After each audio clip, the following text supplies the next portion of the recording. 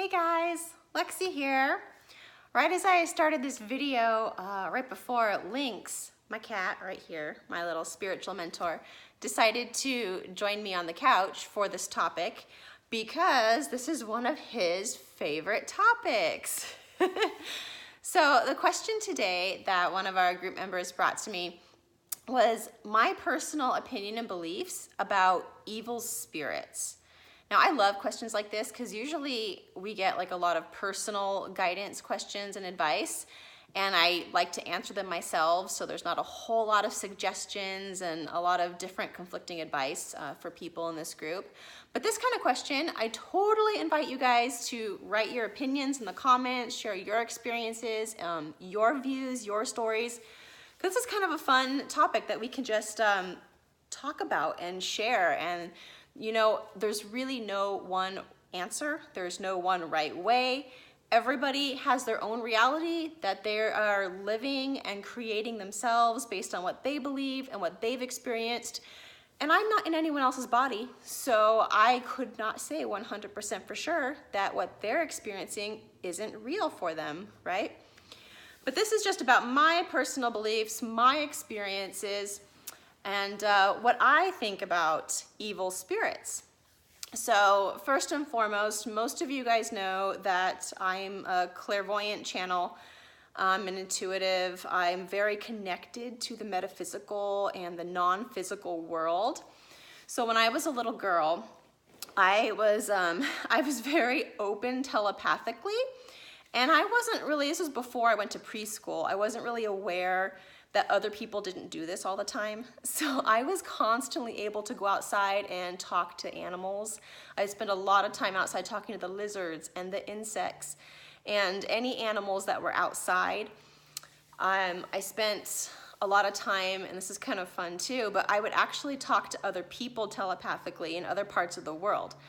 And I would just do this naturally. I didn't know what I was doing was extraordinary or different, or even like, you know, not considered normal at the time. And I know like my mother, you know, really realized that I was actually doing this when one day we were at the grocery store. I think I was 5, and there was a little girl in the cart in front of us in line, and we looked at each other and we both jumped out of the carts and embraced each other, and I knew her name. I was like, oh, and I remember to this day, her name was Sarah. I was like, oh my gosh, it's my friend Sarah. And she was like, oh, there's my friend Alexandra. And our parents were just like staring at each other like, what on earth? How could you possibly know each other? We have no clue who you are. You've never met. You're 5 years old. We've never even been to school or preschool or anything. So we never even we had a chance to even meet, right? But we knew each other because we had been talking for a long time telepathically. We were just connected in that way, and I don't know why. I don't know what past we had together, or if we were born and meant to, you know, come together and support each other in this life. You know, I didn't talk to her much after that because, you know, I think we tried to get together, but with parents, it doesn't always work that way, right? Kids don't always get what they want. But I was always connected to that world. So something else I've started sharing this year that I had not previously been sharing before was that I would also see angels, I would see unicorns, and I would see fairies. I was very connected to the mystical world, and I found a lot of security and connectedness, and really was able to feel deeply into who I am and know who I am as part of this whole connected universe, right? Not just our physical reality, but the energetic reality, connected to the plants, the earth, the stars, to everything. We are all connected to all of this stuff that in our culture, most of us are not consciously aware of, and we're not, you know, taught to keep that awareness alive. So as far as evil spirits go, I totally believe there are other things that, you know, I'm not aware of, that everyone else is not aware of, and that for somebody who truly believes they're being followed or bothered or hounded by evil spirits, that may very well be true for them. I have a lot of different views on this.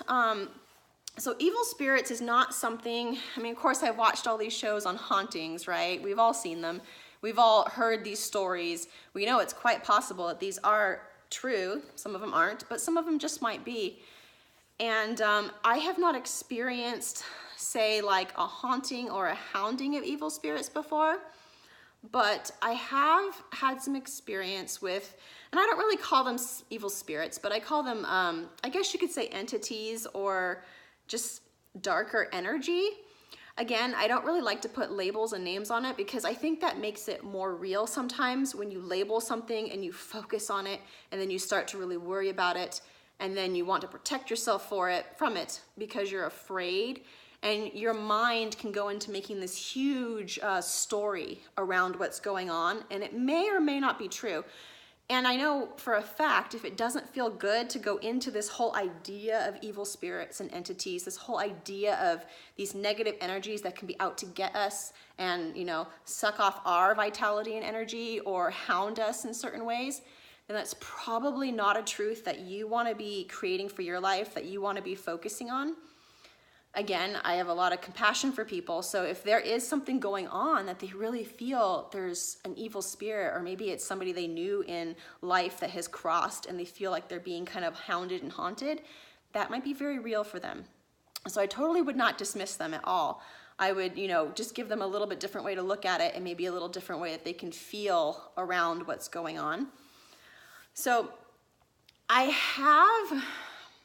I guess one this little story. I mean, I really have not felt a lot of like evil spirits in the energetic world and stuff. Now, from what I've heard from other channels and other people in my metaphysical studies, is that, you know, we live on Earth on the third dimension, right? Our third dimension is our reality.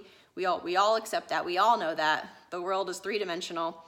And then I hear about the fourth dimension, and what I've learned, I wouldn't say I've really experienced, but what I've learned is the fourth dimension is where that negativity can hang out at. That's where people that have passed and crossed over, that maybe crossed over really violently with a lot of anger and a lot of really negative emotions, they kind of hang out there.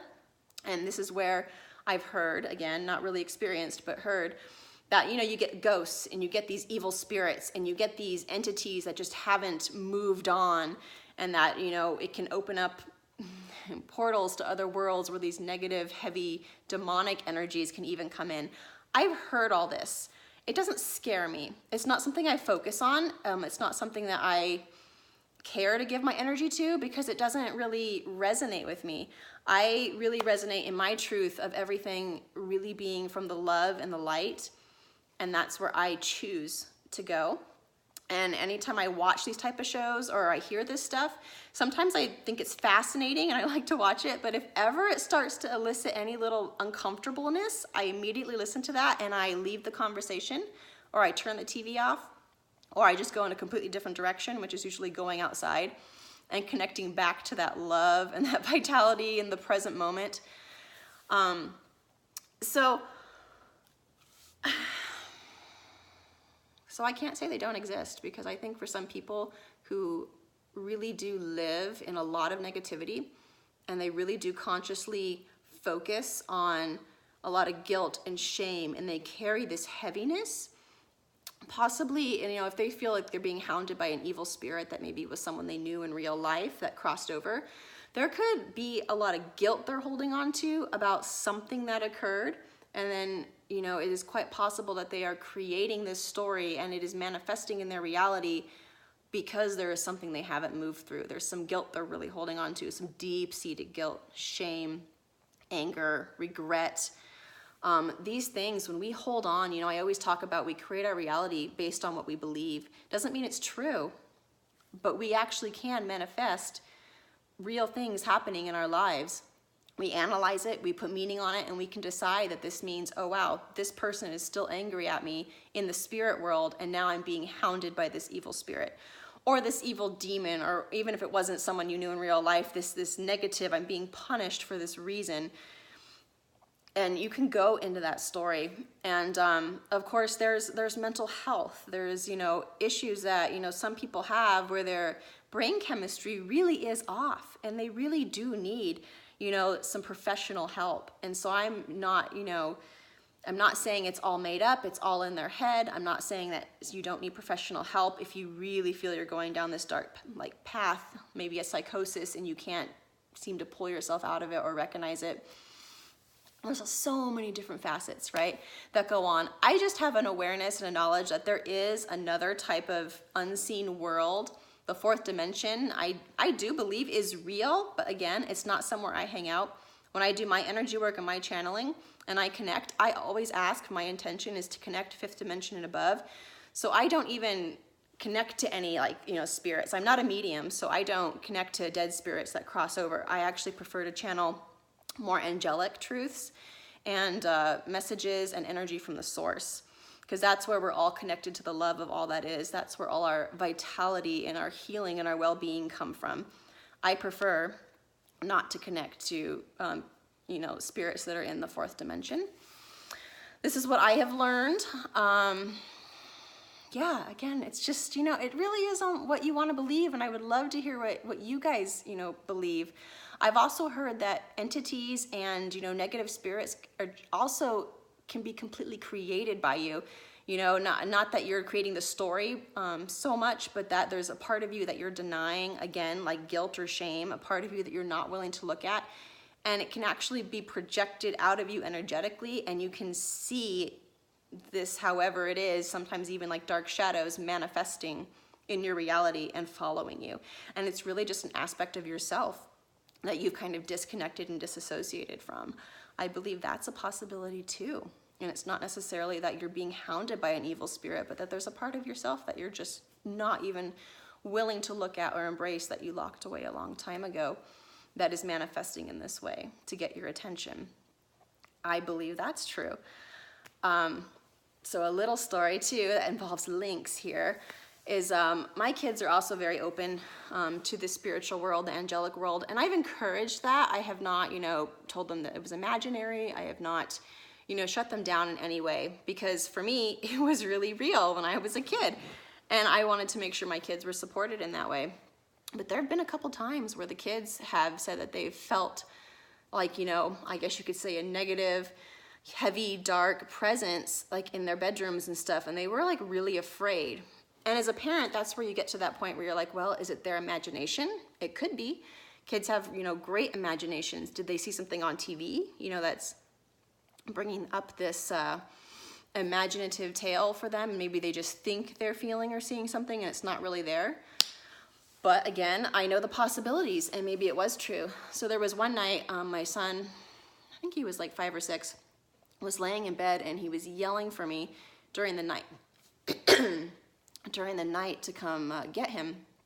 And I came to his room, and the cat was laying on his bed, Lynx, and he was like, Mom, there's something sitting on my fan staring at me.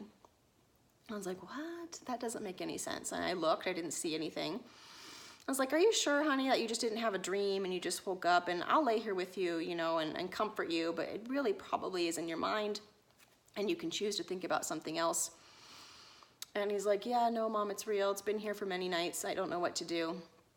And I was laying with him, just comforting him.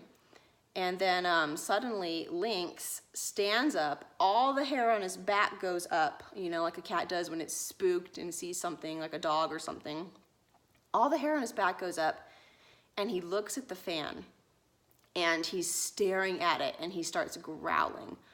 And so I turned to look up at the fan again, on this ceiling fan on the top of his room, and there I saw a pair of 2 huge dark eyes, just kind of like, imposed on the fan, just staring at us. And all my goosebumps went up. I grabbed Jake, ran out of the room. The cat ran with us and followed us all the way across the house to my bedroom.